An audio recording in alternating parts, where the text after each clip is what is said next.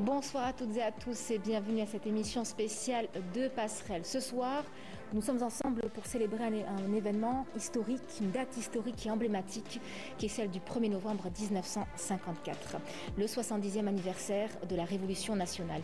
Une date qui ne représente pas seulement le début d'une lutte pour l'indépendance, mais elle incarne également le courage et la détermination de tout un peuple qui a défié l'oppression coloniale. Il y a 7 décennies, des hommes et des femmes courageux ont pris les armes pour revendiquer leurs droits, leur dignité, leur liberté. Leur sacrifice n'a pas été en vain puisqu'il a ouvert la voie à une nation libre et à une identité retrouvée et un héritage également que nous portons très fièrement aujourd'hui. Et en ce 1er novembre, nous adaptons donc nos programmes, Passerelle, et vous le savez, une émission bimensuelle qui est dédiée à notre communauté établie à l'étranger, une communauté qui, elle aussi, se souvient de cette révolution algérienne.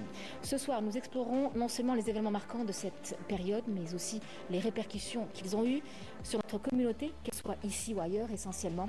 Nous avons le plaisir d'accueillir des personnalités éminentes qui partageront leurs réflexions et leurs connaissances sur le sujet.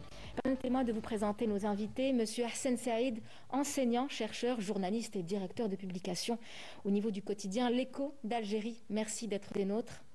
Et merci d'être présent tout simplement pour apporter votre expertise sur les questions historiques et sociales également. Également des nôtres ce soir, Monsieur Ahmed Benzlira. Bonsoir. Bonsoir madame. Vous êtes donc journaliste et écrivain. Oui. Merci d'être présent pour ce numéro spécial de votre émission Passerelle. Et puis l'analyse des dynamiques politiques et contemporaines de Monsieur Abina Gamel ne fera qu'enrichir davantage cette discussion. Monsieur Gamel, vous êtes politologue, spécialiste des questions internationales. Merci d'avoir accepté notre invitation ce soir. Merci pour l'invitation, c'est un honneur. Alors, nous allons commencer avec vous, Monsieur Benzlira. Alors, est-ce que vous pouvez nous expliquer comment est-ce que les événements de ce 1er novembre 54 ont façonné notre identité nationale actuelle?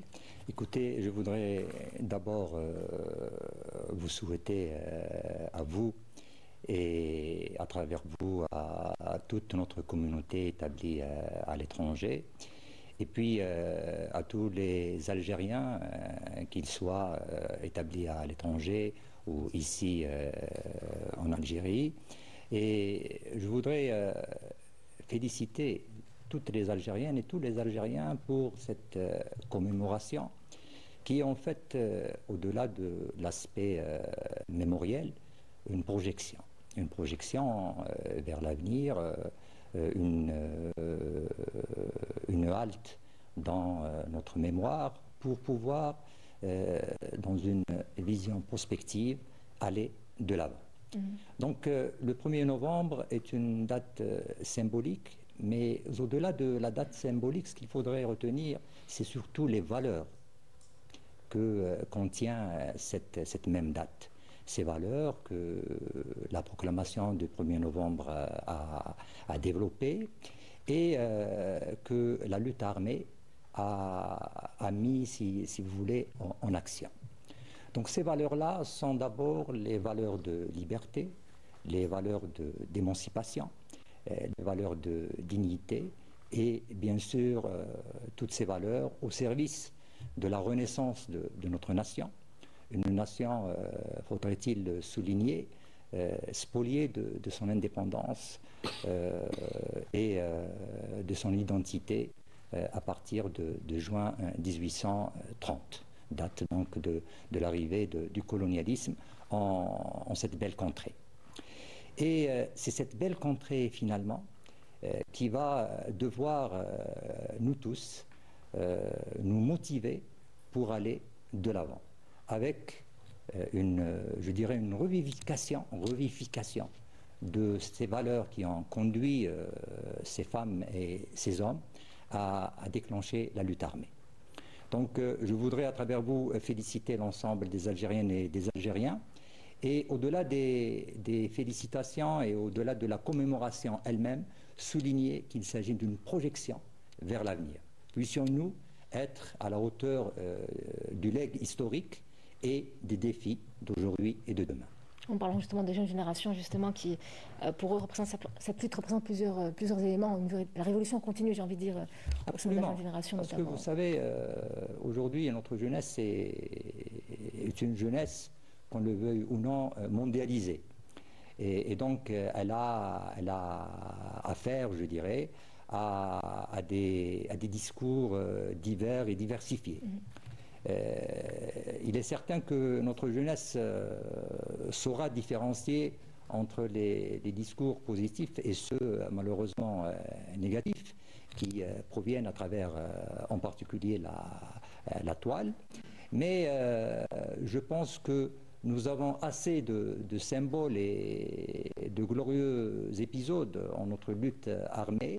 Et bien sûr, ne l'oublions pas, en l'édification de notre pays après l'indépendance, pour pouvoir véritablement asseoir une symbolique, parce qu'il s'agit bien de symbolique, qui puisse encore une fois nous porter vers l'avenir et vers un avenir qui, j'en suis certain, sera à la hauteur de nos ambitions. Absolument. Monsieur Hassen Saïd, donc, on parle de cette mémoire collective autour de cette révolution algérienne nationale. Quel rôle, alors, les médias jouent un rôle important dans la préservation de cette mémoire? Oui, pour ma part, je dois vous remercier pour votre invitation. Merci à vous. Et profiter de cette occasion pour présenter les vœux de bonheur, de santé et de prospérité pour les Algériens. En Algérie et en France, puisqu'on s'adresse à notre communauté. À l'étranger, dans le monde entier. À l'étranger. Vous savez que le 1er novembre, c'est le couronnement des luttes successives du peuple algérien depuis l'invasion en 1830. Depuis la résistance de l'émir Abdelkader, à travers les Boubarla, à travers les différentes révolutions que l'Algérie a connues jusqu'en 1900 à peu près. Ensuite, nous avons vécu une autre étape qui est la lutte politique à travers le mouvement national.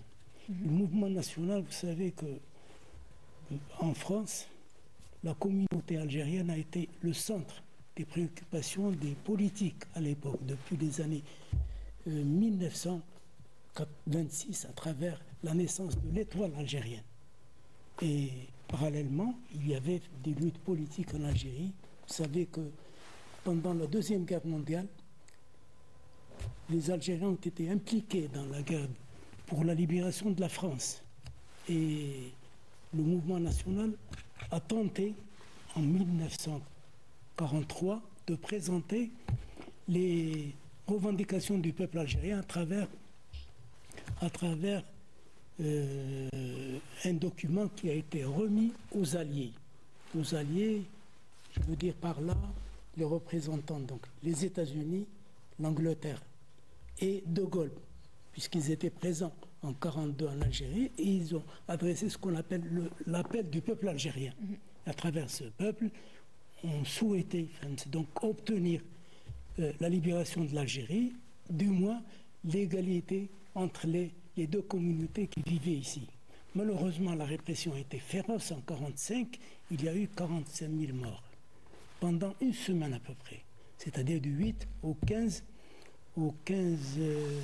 mai 1945, notamment dans la région de Sétif, de Guelma et de Khalata, à peu près.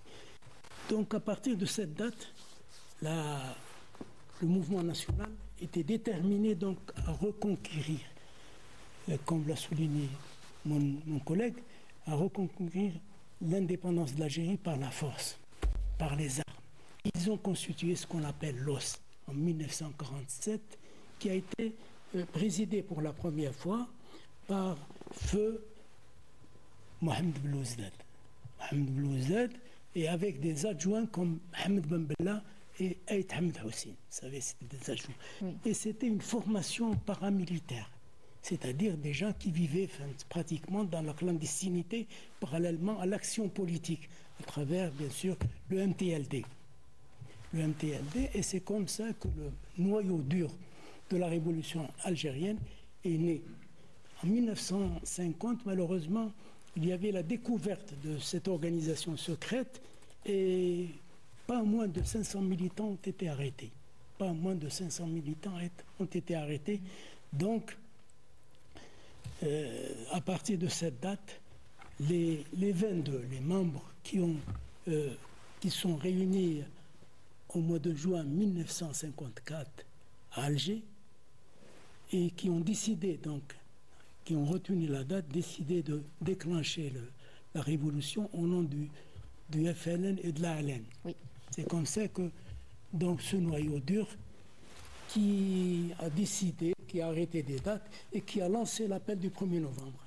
L'appel du 1er novembre s'adresse non seulement à la communauté algérienne, mais il s'adresse également à l'opinion publique internationale. On voulait notre liberté et notre disponibilité de négocier cette indépendance et chacun peut trouver sa place, c'est-à-dire y compris la communauté européenne qui vivait en Algérie et qui était estimée à l'époque à 1 million à peu près de personnes. Malheureusement, le rôle néfaste de l'OAS, l'OAS, donc a pratiquement... On a posé donc le contexte historique, en tout cas, de cette date de déclenchement de lutte pour la révolution, l'indépendance de l'Algérie. Alors, monsieur Abina Gamel, vous êtes toujours avec nous? Toujours. Très bien. Alors, je rappelle, vous êtes politologue, spécialiste des questions internationales. Alors, on a parlé avec nos chers invités ici présents sur ce plateau de l'histoire, des grandes lignes, en tout cas, de cette date clé, de cette date historique et emblématique pour l'Algérie. Alors, selon vous, quelles sont les principales leçons que nous devrions tirer de la Révolution pour aborder les défis d'aujourd'hui, les défis contemporains? Déjà, ce vendredi 1er novembre, on sait déjà que c'est une date importante à la fois parce qu'on est Jumu'ah, donc on est vendredi, et surtout parce que c'est une période qui a été marquée, la Toussaint Rouge, par le démarrage de la Révolution. Ça a été rappelé, 9 ans avant, en 1945, on a des massacres qui durent 2 mois en vérité, parce que les massacres ne s'arrêtent pas à 1 semaine, mais bien 2 mois. Des massacres qui ont commencé par le meurtre d'un jeune scout qui a sorti un drapeau algérien et qui fêtait la fin de la barbarie nazie. Cette barbarie sera remplacée par une autre. Et donc le colonialisme est une barbarie. Qu'est-ce qu'on peut en tirer?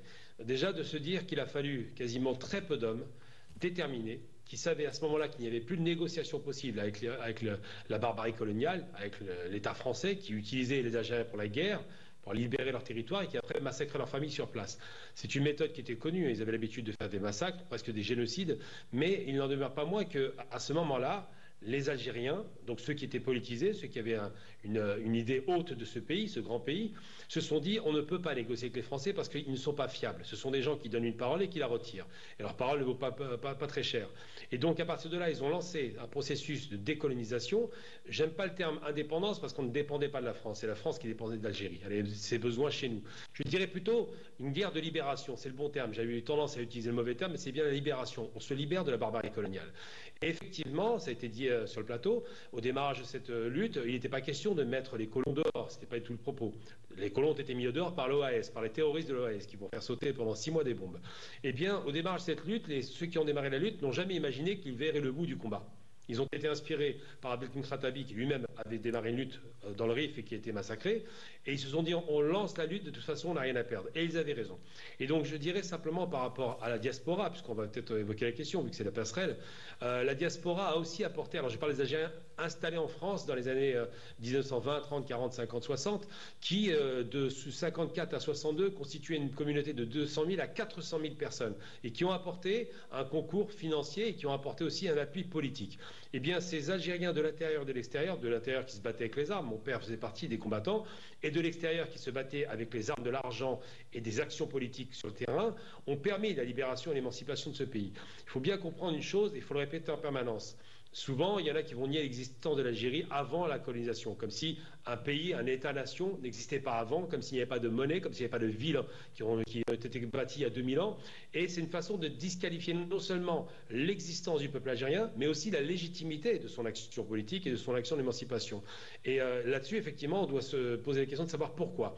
Simplement parce que le colon qui vole une terre ne veut pas dire que cette terre existait ou qu'il y avait des hommes dessus et il y avait une civilisation.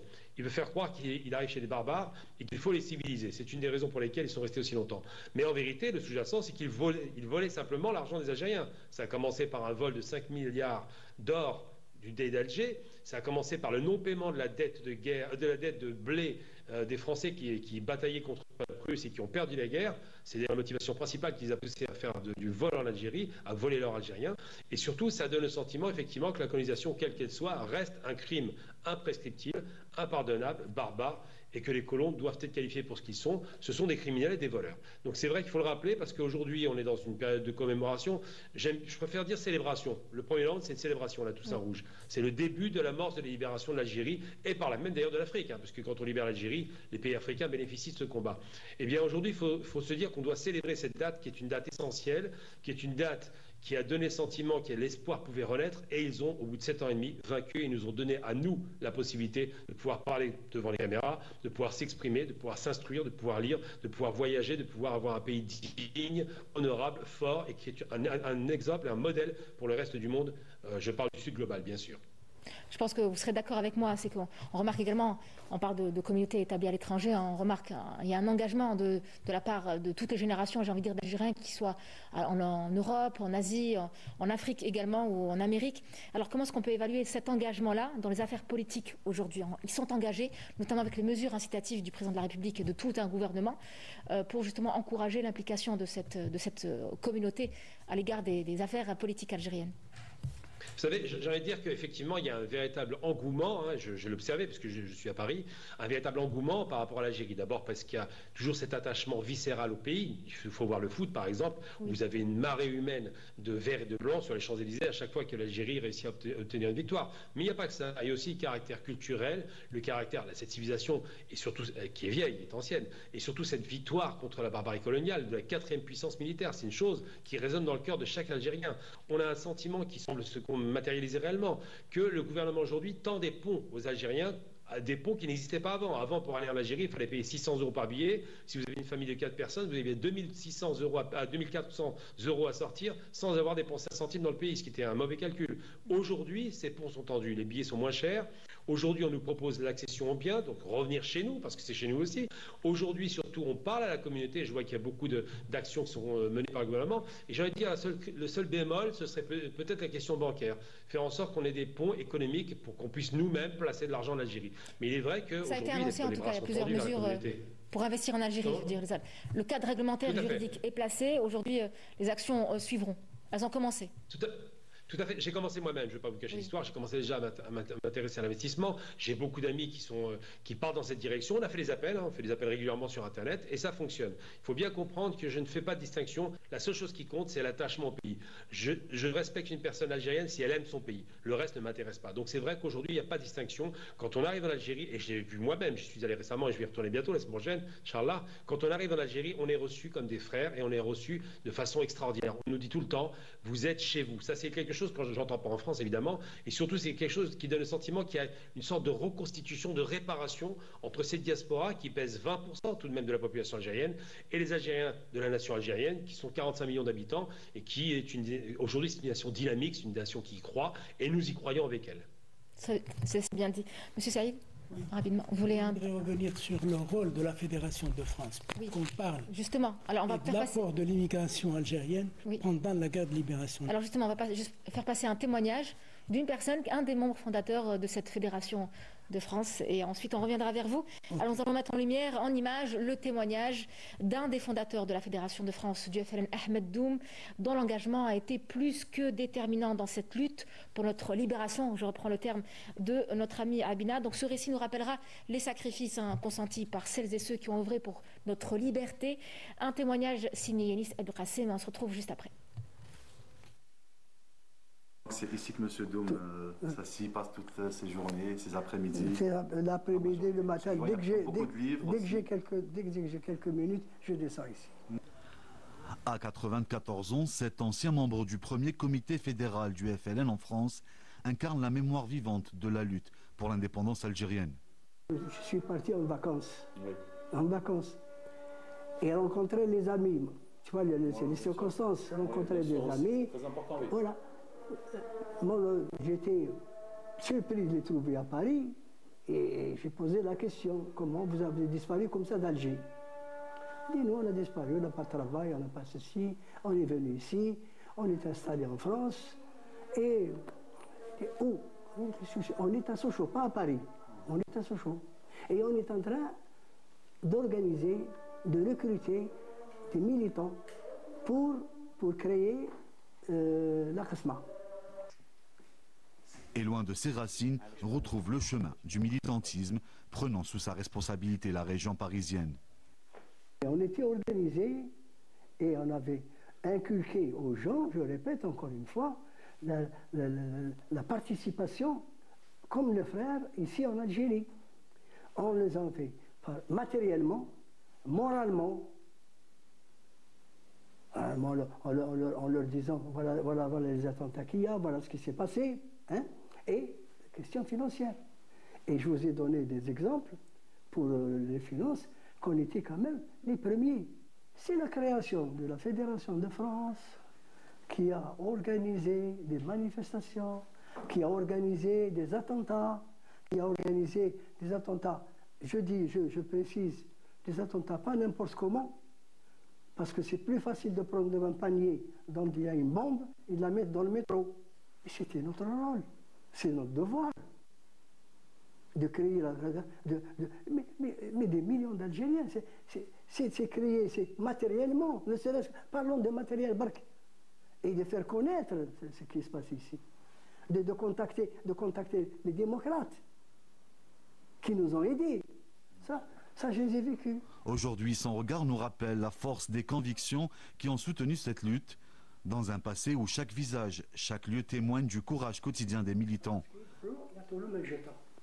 On savait, quelques-uns, qu'il allait se passer quelque chose avec le CRUA. On va voir.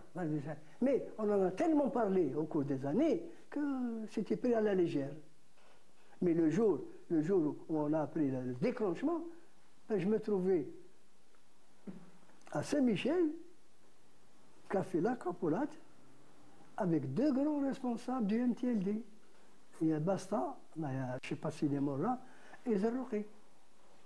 Avec eux, on a discuté, on discute, les choses. Puis tout d'un coup, dernière nouvelle d'accord, je pour l'Algérie. Et il est arrivé ce qu'on attendait. La France était bien plus qu'un simple lieu de travail pour ces Algériens, c'était un véritable front de lutte pour leur cause.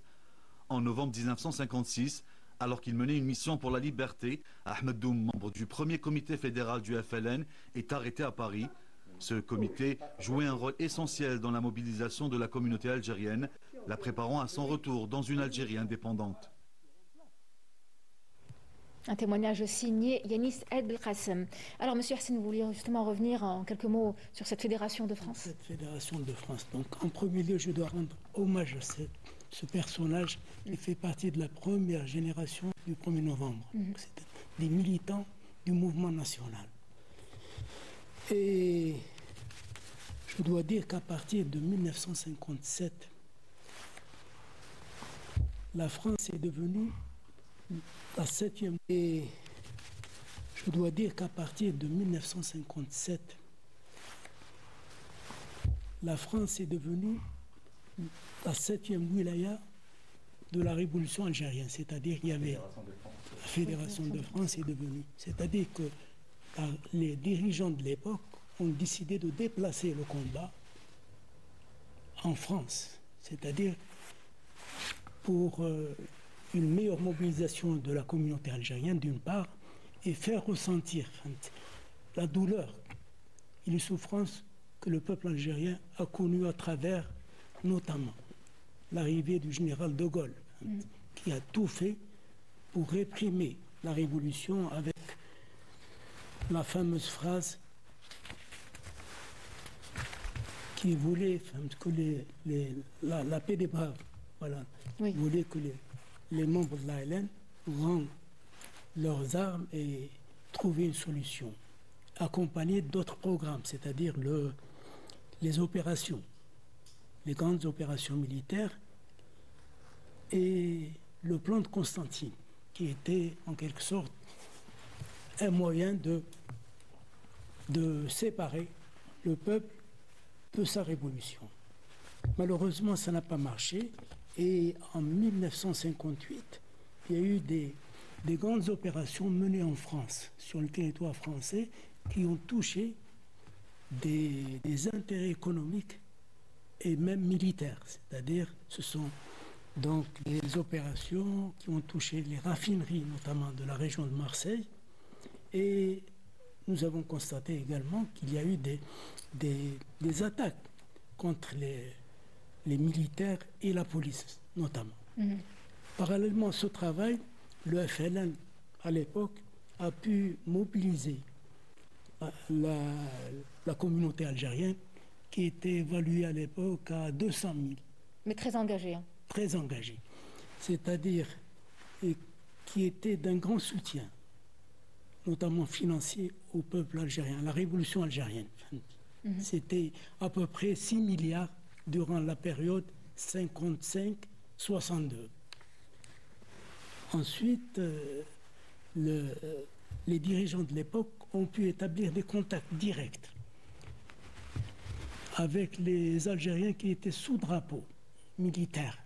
Et grâce à ce contact fructueux, donc pas mal d'officiers, de sous-officiers et de militaires ont rejoint les rangs de l'ALN et ils ont constitué un noyau pour former notre armée, parce que notre armée, la résistance, notre armée, c'était une armée populaire, c'est-à-dire des gens de bonne volonté qui ont donc sont engagés pour la libération du pays sans engagement. Absolument. Alors justement, une résistance que vous abordez lors de vos ouvrages, dans vos ouvrages. Oui, effectivement, la résistance est une donnée essentielle. C'est d'abord une résistance, et mon ami vient de le souligner, c'est une résistance qui d'abord a touché aux valeurs portées par le mouvement national. Donc, s'il nous faut aborder l'apport de notre communauté à l'étranger, en particulier en France, puisque en 1954, il y avait entre 200 et 300 000 hommes algériens établis en France, selon les décomptes de l'époque. Nous nous devons d'aller d'abord vers l'étoile nord-africaine. Et donc c'est d'abord l'étoile nord-africaine qui fut le creuset des idées d'émancipation, et ces idées d'émancipation évolueront très rapidement vers la revendication d'indépendance et donc de recouvrement de l'indépendance nationale. Ensuite, on en vient à la lutte armée, donc au déclenchement de la Révolution. Et il fallait, devant la réalité du terrain, prendre une décision de former un deuxième front, selon l'expression heureuse de Sidi Haroun. Et donc, ce deuxième front, c'est un front en France même, avec la constitution de ce qu'on a nommé la 7e wilaya, avec ses Boudaoud, alias Oscar, à sa tête. Et donc c'est cette organisation portée par les idéaux et par, bien sûr, les directives du FLN, qui a su mener à terme, jusqu'à sa dissolution en septembre 1962, la lutte, qu'elle soit armée ou morale ou populaire, puisque, rappelons-nous, les manifestations d'octobre 1961 sont une halte particulière dans notre histoire, dans l'histoire du peuple algérien, et une marque, je dirais, indélébile de la honte que devrait éprouver l'autorité coloniale qui a à l'occasion de ces manifestations, fait preuve d'une férocité extraordinaire, qui a débouché d'ailleurs sur les massacres que nous connaissons et qui sont encore dans le déni outre-Méditerranée. Et donc, nous voyons bien que nous sommes un même peuple. Que nous soyons ici même en Algérie ou que nous soyons en France. Et cette idée d'appartenance identitaire est portée même par les nouvelles générations. Oui. Et donc, il y a une sorte de, comment dirais-je, de continuum intergénérationnel qui fait que les idéaux qui nous semblent être d'hier historiquement sont en fait réactualisés et sont toujours d'aujourd'hui et, je le pense sincèrement, seront aussi ceux de demain.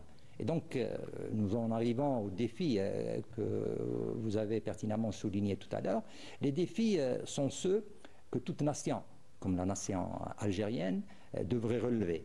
C'est-à-dire une position à l'international qui est incomparable, un dynamisme que beaucoup de pays nous envient, et puis une jeunesse et un savoir-faire qui est la véritable richesse de la nation. Cette jeunesse, qu'elle soit à l'étranger ou qu'elle soit ici même en Algérie, est, je pense, la clé de voûte des valeurs portées hier par nos aînés et qui aujourd'hui sont portées par cette nouvelle génération. Ça.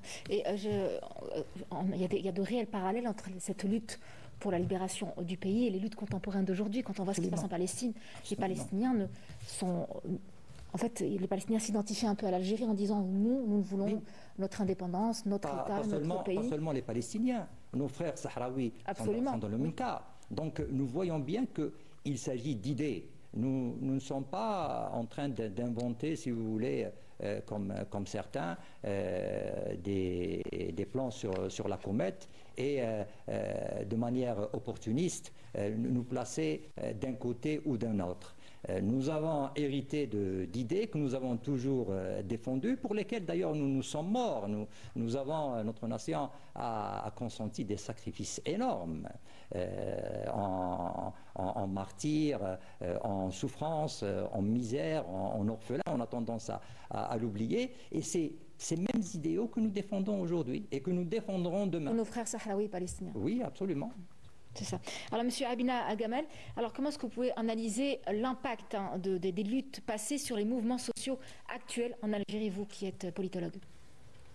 Moi, j'ai la chance de discuter avec des Algériens et des Algériennes sur le pays. Je vois les difficultés et puis les réussites, je vois les ambitions, je vois la formation, je vois le niveau de qualification qui est très élevé. Et je m'en rends bien compte qu'effectivement, sur la question de cet ancrage, puisqu'on parle beaucoup d'ancrage des Algériens, si j'ai bien compris votre question, cette question de savoir quel impact a cette révolution sur l'inconscient collectif, c'est ce que vous vouliez dire? Oui. C'est bien ça? Oui, c'est bien ça. Simplement, d'abord, il y a un rapport à la fierté. C'est-à-dire que nous, en France, maintenant, on n'utilise pas le terme algérien, on utilise le terme DZ, pour DZ que vous connaissez. Et on dit toujours, entre DZ, on doit céder. Vous avez vu le phénomène de la pâte à tartiner qui a été quasiment boycotté et qui est un phénomène incroyable. C'était une véritable élan de fierté. Tous les Algériens se sont précipités pour l'acheter et d'autres ont suivi. Il y a le phénomène de se dire que le pays commence à se structurer, commence à avoir une influence. C'est quand même le plus grand pays d'Afrique, le plus grand pays arabe en termes de superficie. C'est un pays qui a effectivement, on a parlé, ça a été dit à l'instant, des valeurs morales, des valeurs effectivement historiques, des valeurs qu'on a portées et qui sont des valeurs d'émancipation et sur lesquelles personne ne peut nous critiquer. Eh bien, ce pays est un marqueur important de l'histoire de l'humanité parce que c'est pas anodin. N'oublions jamais une chose, et c'est ce qu'on on sait déjà, parce qu'en France, il y a une négation littéralement de l'histoire de la guerre d'Algérie. Ils ne veulent pas reconnaître leurs crimes, ils ne veulent même pas reconnaître le nombre de morts, ils ne veulent même pas reconnaître la barbarie de ce génocide culturel. On a détruit la culture algérienne, on n'a pas réussi à l'effacer, mais tout de même. Mais il y a des choses qui sont des réalités. Quand il y a une réussite, effectivement, on est tous très fiers de cela. Et surtout, le modèle plus important, c'est que le peuple algérien, on parle bien, il y a un slogan qui est connu, on parle beaucoup de cette révolution qui a été faite par le peuple pour le peuple. Effectivement, donc on disait un seul héros, le peuple, c'était sur un mur en Algérie, et c'est vrai que le peuple a consenti de lourds sacrifices, et ce peuple-là, on a tous dans notre âme, tous dans notre inconscient, un sentiment de partage de cette cause, de ces sacrifices. Pourquoi? Parce que je prends l'exemple, moi je suis de l'Est algérien, de Jijel. Eh bien, dans la région dans laquelle nous étions, il y a à peu près 30% de la famille de mon père qui a été assassinée, ce qui n'est pas rien. On sait qu'en Algérie, c'est un massacre de masse. Je veux dire, il faut savoir que même si on prend les chiffres doux des Français, les chiffres des historiens français qui veulent baisser le nombre de morts à 300 000, alors qu'on nous, on consacre 1,5 million, ne serait-ce que pour la guerre d'indépendance, je ne parle même pas de ce qu'il y a avant, la guerre de libération plutôt, eh bien, on se rend compte que ça fait quand même 600 morts par semaine, un rythme monstrueux de 600 morts par semaine pendant 7 ans et demi. C'est ça le rythme de la guerre d'Algérie, vu par la France, qui appelle ça d'ailleurs les événements et non pas la guerre. Et donc, à partir de là, pour revenir à la réalité des Algériens et de la diaspora de l'époque, je parle de cette diaspora que mon père n'a pas connue, il a combattu en Algérie, eh bien, ce qui a été un tournant décisif, en vérité, c'est ce fameux 17 octobre. C'est cette volonté, quand la fédération algérienne a appelé, effectivement, la fédération de France a appelé à manifester, où 15 000 Algériens travailleurs qui étaient bien habillés, endimanchés, hein, qui étaient arrivés sans armes, sans rien, pacifiquement, ont bravé un couvre-feu raciste. C'est un couvre-feu qui ne concernait que les Algériens, d'accord ? Pour aller monter à Paris et se faire massacrer, eh bien, ils vont en tuer 300 à peu près. C'est Jean-Luc Henodi qui en parle très bien. Et j'ai eu la chance de connaître d'ailleurs un des responsables de la fédération qui était Saad Absi. J'ai aussi la chance d'avoir pour ami le fils de Ali Boumedjel, l'avocat, Sami Boumedjel, qui malheureusement nous a quittés en 2014. Et donc c'est avec ces gens-là qu'on a commencé à faire du lien et comprendre l'importance de cette révolution. Et c'est vrai que le 17 octobre va consacrer une chose. Le combat est porté sur la France. Il y avait déjà eu une trentaine de policiers tués par les FLN, mais le combat est porté sur la France. Et à partir de là, De Gaulle commence à paniquer parce qu'il avait totalement arrêté les négociations sur les accords d'Évian et va reprendre les négociations à la lumière de ce qui se passe le 17 octobre. Et d'ailleurs, on sait maintenant que De Gaulle n'était même pas au courant de ces exactions. C'est le ministre de l'Intérieur, le Premier ministre, c'est eux qui ont organisé ça avec Papon, on le connaît tous, mais pas seulement lui. Tout le gouvernement sans De Gaulle était au courant, et De Gaulle découvrira ça après, demandera des poursuites et va les abandonner après. Mais ce qui est sûr, c'est que ça a forcé la main de Gaulle, qui s'est dit on doit s'arrêter, on ne peut pas accepter que cette tâche qui a déjà fait tomber une république, hein, la quatrième, excusez-moi, en 58, commence à porter le combat sur le territoire national français. Donc à partir de là, il y a une panique, il y a une négociation, il y a une pression internationale, et les Algériens vont finir par remporter politiquement la victoire sans jamais avoir été défaits militairement, c'est important de le rappeler. Ils ont réussi à tenir tête à la quatrième puissance mondiale et surtout à une puissance membre de l'OTAN, c'est pas rien. Absolument. Est-ce qu'on peut dire que cet héritage, l'héritage de cette révolution, eh bien, inspire aujourd'hui les jeunes militants algériens? Vous savez, au-delà des militants, parce que tous les militants, évidemment, sont inspirés, c'est pas difficile. On était inspiré par Bin Bien Phu, on était inspiré par ce qui s'est passé avec le Rif oriental avec Abdelkrim Khattabi, mais au-delà de tout ça, il y a un inconscient collectif, un impensé, parce que les parents ne parlaient que très peu. Nous, on a eu la chance d'avoir un père qui a parlé, qui a écrit, qui nous a documenté, qui nous a fait des enregistrements, donc on a des Voilà, donc c'est une transmission par notre père qui exprimait des choses parce que c'était un intellectuel. Il s'est formé en France, hein. Comme tous les Algériens, il n'avait pas été à l'école, il s'est formé tout seul. Et ce qui se passe, c'est que cet inconscient collectif, quel que soit l'Algérien, d'un haut niveau ou d'un bas niveau, ils savent que cette révolution est un marqueur extraordinaire, pas seulement pour l'Algérie, mais pour l'Afrique. Il faut rappeler quand même, parce qu'il y a beaucoup de gens qui l'oublient, que si le Maroc et la Tunisie sont indépendants, c'est grâce à l'Algérie. C'est pas par accident. La France fait pression sur l'Algérie, va lâcher ses deux principales colonies. Ensuite, elle continue ses pressions. En 60, elle lâche toutes ses colonies africaines pour augmenter sa puissance militaire en Algérie. Donc c'est bien l'Algérie qui est le marqueur de l'émancipation des pays qui étaient colonisés par la France. Et ça, c'est quelque chose que nous savons tous et que nous avons tous en partage. Donc quel que soit l'inconscient, quelles que soient les connaissances, quel que soit ce sentiment, dès que les gens connaissent cet aspect-là, ils ont une fierté que vous n'imaginez même pas. Parce qu'effectivement, c'est rare un peuple qui a réussi à vaincre le colonialisme. Il y en a eu deux, les Vietnamiens, les Algériens. Très bien. Alors, monsieur, oui, monsieur. Sur l'aspect politique, sur la question de l'émancipation. Il y a un aspect très important dans les massacres ou les manifestations du 17 octobre, c'est le rôle joué par les femmes. Donc, en matière d'émancipation, le 17 octobre a mis en exergue la participation de la gente féminine à la résistance, à l'instar d'ailleurs de la participation de la femme dans la lutte armée en Algérie. Est-ce que leur contribution est suffisamment reconnue aujourd'hui? Elle n'est pas reconnue, mais je pense qu'il y a beaucoup de travaux qui s'intéressent à cet aspect et qui soulignent le rôle des femmes durant ces manifestations et après ces manifestations, parce qu'il y a eu des rassemblements de femmes devant les prisons où étaient emprisonnés les hommes. Et donc je pense que le 20 octobre et le 9 novembre de la même année, il y a eu non seulement des manifestations féminines et donc une autonomie de la part des militantes femmes, mais aussi malheureusement une répression tout aussi féroce que celle qui a eu lieu le 17 octobre. Absolument. Monsieur Hassen, est-ce que vous pouvez nous conseiller certains ouvrages, livres ou du moins certains documents historiques que vous recommandez ce soir pour mieux comprendre cette période, du moins pour la jeune génération que se trouve ici ou ailleurs, qui n'ont pas eu la chance que monsieur Gamal a eu d'un père qui racontait ces événements-là? Historiquement, on doit dire que l'Algérie, plutôt la guerre de libération nationale, a été une des grandes révolutions du XXe siècle, il faut le reconnaître. À propos du rôle de la femme, je dois rejoindre mon ami pour dire qu'on garde toujours l'image de la jeune fille âgée de 15 ans qui a été jetée à la Seine et chaque fois, personnellement, je la garde en mémoire. Il y a une volonté aujourd'hui de l'Algérie d'établir des relations futures et saines, c'est-à-dire d'égalité. Et c'est dans ce cadre qu'une commission mixte a été créée pour les questions de mémoire. Pendant 2 années, ils ont travaillé quand même, ils ont avancé. Malheureusement, la partie française fait des premiers pas pour reculer ensuite. Aujourd'hui, par exemple, vous savez que la question sahraoui est au centre des débats à l'échelle internationale. Oui. Que ce soit au niveau du Conseil de sécurité ou bien au niveau de la Cour de justice internationale. Et comment vous expliquez que le gouvernement actuel français prenne des décisions pour reconnaître l'autonomie du Sahara au profit du Maroc? Comment vous expliquez ça? Donc, ceci m'amène à dire qu'il est extrêmement difficile de progresser s'il y a une mauvaise volonté dans le cadre de la coopération. Malheureusement, la présence d'une communauté importante algérienne en France et nous pousse à ouvrir toujours des débats et aller au-devant pour la mémoire, pour transmettre la mémoire à notre génération. Alors justement, pour transmettre, vous avez des ouvrages à conseiller? Oui, avant d'aller aux ouvrages, il faut reprendre, c'est-à-dire le système scolaire en Algérie. Ce n'est pas suffisant de lire des ouvrages pour comprendre. Donc on doit insérer c'est enseigné. Des programmes. C'est enseigné. C'est enseigné à l'école dès le plus jeune âge. C'est enseigné, mais il y a une manière d'enseigner. La jeunesse aujourd'hui est portée sur les nouvelles technologies, c'est-à-dire il faut revoir.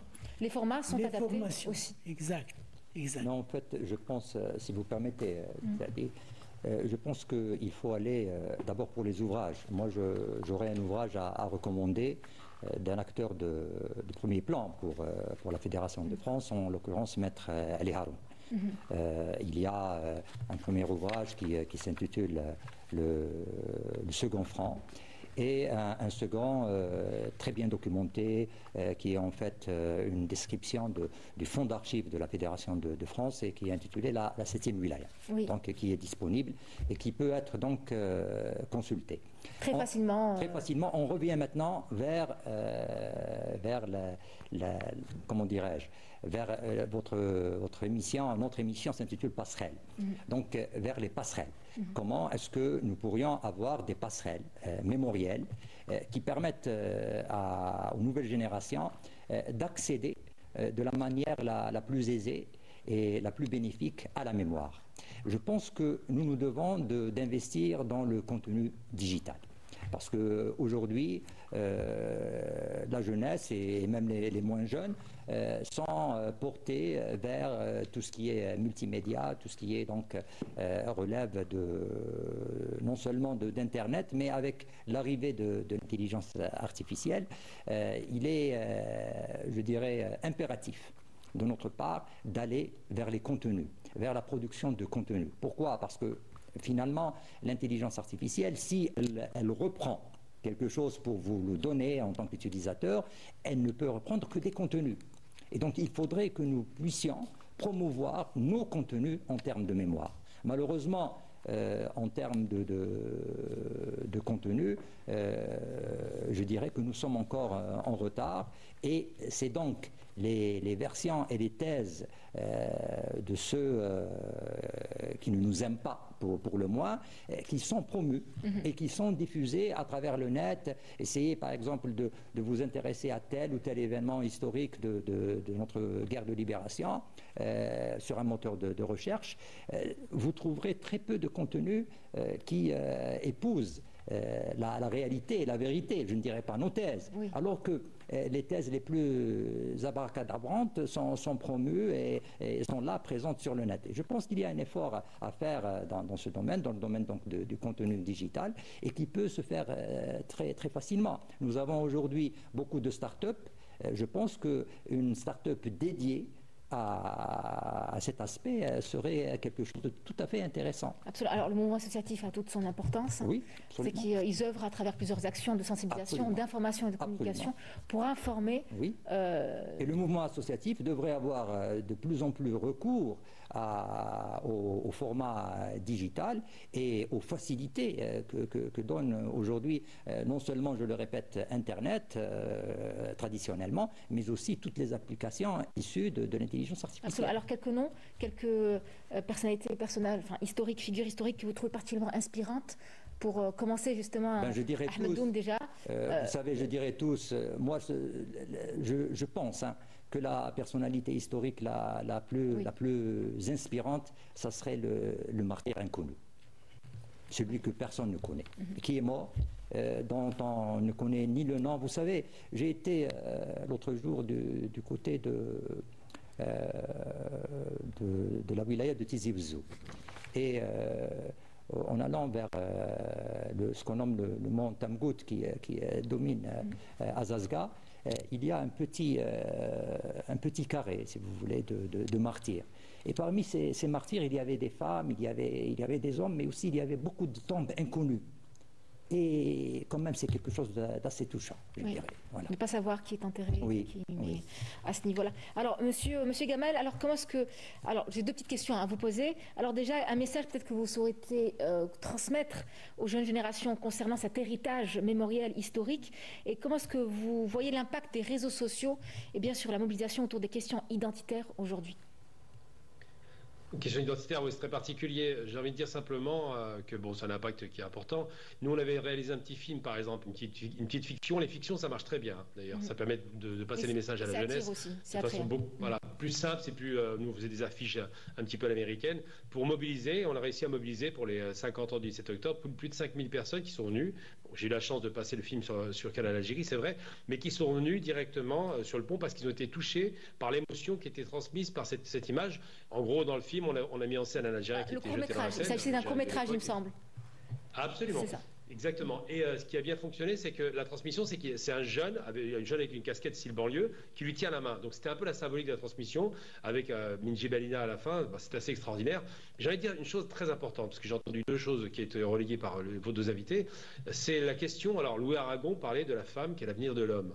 Et c'est vrai que la douleur, la violence qui a été faite aux femmes, Jamila Bouheled et j'en passe et des meilleurs, par la colonisation, la barbarie coloniale qui les a frappées, elles savaient à quoi elles s'exposaient face à ces barbares, et pour autant elles ont lutté de façon âpre. Et je dis aujourd'hui, sincèrement, et je fais une déclaration quasiment d'amour à la femme algérienne, que les femmes algériennes qui ont un très haut niveau de formation, indiscutablement, qui sont très sérieuses, qui sont très besogneuses, mériteraient d'être valorisées, d'être mises en avant, parce que la qualité que j'ai rencontrée, j'ai eu la chance de rencontrer beaucoup de femmes là-bas, je connais des amis, des étudiantes et autres, ou journalistes, j'en passe les meilleurs, comme je vous dis, eh bien la femme algérienne est un avenir, une locomotive pour l'Algérie, parce que elle a une qualité que peut-être les hommes ont moins, à savoir la rigueur, le travail, le sérieux et la conscience familiale.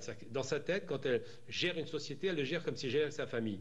Et ça, c'est des qualités qui sont indiscutables. Les universités algériennes, par exemple, la majorité est féminine, comme dans le reste du monde. Mais j'ai constaté effectivement le niveau de formation qui était très élevé, auquel je ne m'attendais pas. Parce qu'il y avait tellement de critiques et tellement de mythes autour de la formation algérienne, que quand je suis allé à la faculté directement, j'ai pu discuter avec des étudiants et j'étais fasciné par leur niveau de formation, par la qualité de la formation, par l'ouverture d'esprit et par le niveau qui dépasse de loin ce que j'ai vu en France. Et c'est en ça que je dis, aujourd'hui, si je dois avoir un mot positif, je dirais aux femmes algériennes, battez-vous parce que c'est vous qui êtes l'avenir de l'Algérie. C'est vous qui donnerez une impulsion nouvelle, c'est vous qui seront l'Algérie nouvelle. C'est là-dessus qu'on doit se baser parce que c'est des exemples à suivre et je pense que les hommes devraient prendre, peut-être regarder du côté des femmes pour se dire que c'est un bon exemple à suivre et les imiter parce que quelque part, les hommes sont un petit peu moins fougueux au travail, on dira, pour être gentil.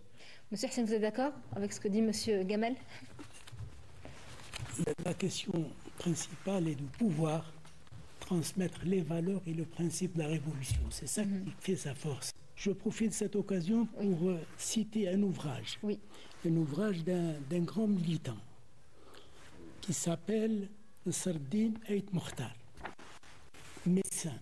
Il était étudiant en France, à la faculté de médecine.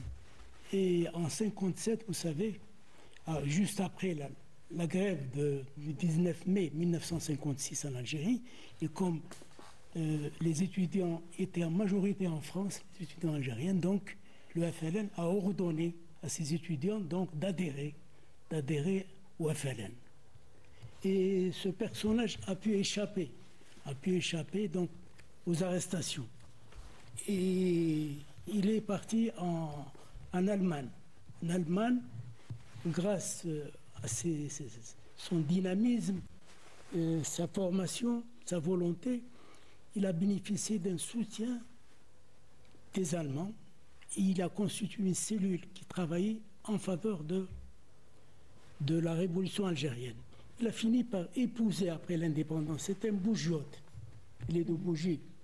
Donc il a fini par épouser une Allemande et s'est marié au lendemain de l'indépendance. Cette femme, cette Allemande, vit toujours en Algérie. Je suppose qu'il est à Alger actuellement et donc qui adhère pleinement à notre cause et qui fait beaucoup d'efforts. Donc j'ai assisté à la présentation de son ouvrage, c'est-à-dire son ouvrage était pratiquement... Vous avez le nom de son ouvrage? Les réserves. Oui, tout à fait. C'est un Sardine Ait Mokhtar et Gisèle. Gisèle, c'est sa femme. Mémoire et combat, de 1956 en 1962. Merci beaucoup. Alors, un dernier mot à nos invités, M. Benslira. Je voudrais d'abord souligner que, au-delà peut-être des rares cas qu'on peut observer, de personnes peut-être isolées qui ne seraient pas fidèles aux valeurs et aux principes d'abord du peuple algérien avant qu'elle ne soit celle de la révolution de novembre, parce qu'il faut aussi s'installer dans une approche sociétale, je dirais. Donc ces valeurs-là sont toujours présentes, partagées par la plus grande majorité. Au-delà donc de ce qu'on peut observer de comportements qui pourraient être sujets à critique. Et donc moi je voudrais revenir à l'essentiel. Et l'essentiel, c'est que ces valeurs s'installent dans une dimension intemporelle. Elles sont portées par chacun de nous, elles sont portées aussi par l'ensemble de la nation. Et je pense que en sachant défendre notre mémoire et celle de nos martyrs, nous nous projetons déjà vers l'avenir. Et donc, il faudrait que nous ayons à l'esprit que commémorer, célébrer, ce n'est pas réifier, c'est aller de l'avant. Et je pense que nous y allons de bons pas et que nous aurons des succès à la hauteur de nos aspirations. On l'espère. Merci. Monsieur Habina, un dernier mot? Je dirais simplement par rapport à cette grande révolution, c'est que déjà moi j'ai la chance d'exister parce que la révolution existait, sinon mon père n'aurait pas rencontré ma mère, alhamdoulilah on dira. Je dirais simplement que je pense qu'aujourd'hui la lutte qui doit être menée, c'est vrai qu'il y a un retour d'Algérie en Algérie, indiscutablement, hein, je peux en parler parce que j'en connais beaucoup qui le font. C'est une nation à construire, les 30 ou 40 glorieuses arrivent et que la nouvelle lutte qu'on doit mener, on doit se rappeler de notre histoire, on doit se fonder sur notre histoire, c'est une lutte économique. Tout faire pour que l'Algérie devienne la première puissance économique africaine en 2030. C'est possible, ce n'est pas impossible. Si les 8 millions d'Algériens à l'étranger envoient des capitaux, investissent, transfèrent leurs compétences, comme vous l'avez fait d'ailleurs, je crois que vous êtes de retour à l'Algérie, d'après ce que j'ai entendu, eh bien tout cela permettra d'avoir une véritable dynamique de développement accéléré, parce que je crois au développement accéléré, et pour y parvenir effectivement avec les outils qui sont à disposition, avec la numérisation, avec l'intelligence de la jeunesse d'ici et de là-bas, eh bien nous parviendrons assez aisément à obtenir cet objectif, parce que l'objectif de faire de l'Algérie une grande nation qui soit un modèle pour le reste de l'Afrique est un objectif qui est louable et qui vaut la peine ça vaut la peine de lutter pour cela. Donc je dirais simplement, en ce 1er novembre 1954, ayons l'espoir que dans 6 ans, l'Algérie soit la première puissance économique africaine. On l'espère. Merci d'avoir été avec nous, Monsieur Hassen. Un dernier mot avant la fin de cette émission, oui, nous arrivons en partie. J'ai un grand souhait que les intellectuels algériens, là où ils se trouvent, de par le monde, donc de s'intéresser davantage à leur pays, notamment dans le domaine des nouvelles technologies, pour apporter leur savoir et contribuer à l'élévation du niveau technologique de l'Algérie, car aujourd'hui, l'avenir, c'est le savoir. Et merci beaucoup. Bonne fête. Merci à vous. Très bonne fête à tous les Algériens et Algériennes qui nous suivent. Cet espace a été en tout cas une belle occasion pour se souvenir des sacrifices consentis pour notre liberté, mais aussi d'envisager la manière dont nous pouvons continuer à porter cet héritage avec fierté et responsabilité également. Merci à nos invités d'avoir été avec nous. Merci Monsieur Mezlikha. Je vous rappelle, vous êtes journaliste et écrivain. C'est un honneur que vous soyez des nôtres. Pour moi. C'est gentil. Monsieur Hassan Saïd, merci d'avoir été avec nous également. Monsieur Abina Gamel, politologue, merci d'avoir été des nôtres ce soir pour ce numéro spécial de Passerelle. Merci beaucoup pour l'invitation. C'est Abina ce propos, c'est pas Abina. Il y a pas la... Abina, très bien, c'est noté. Ensemble, bien, nous célébrons notre histoire tout en regardant vers un avenir prometteur. Vous l'avez dit, Monsieur Mezlikha, excellente soirée à vous, à très vite.